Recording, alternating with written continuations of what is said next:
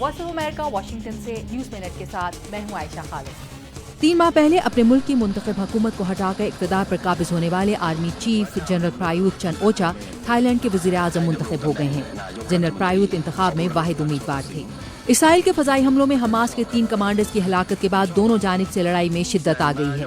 Israeli military के मुताबिक इसकी अफवाज ने गजा की पट्टी में रॉकेट तंसीबात पर हमले किए हैं। इंटरपोल के मुताबिक इस्लामी रियासत के हाथों अमरीकी जर्नलिस्ट के कत्ल से मशरिक़ वस्ता के शोरज़दा इलाकों में जाकर लड़ने वाले गैर मुल्कियों से मौसर तौर पर निमटने की जरूरत वाज़ेह हो गई है। अमरीका ने तस्लीम किया है कि साल के शुरू में इस्लामी रियासत के पास यरगमाल अमरीकियों को छुड़ाने के लिए इसका एक ऑपरेशन नाकाम रहा था।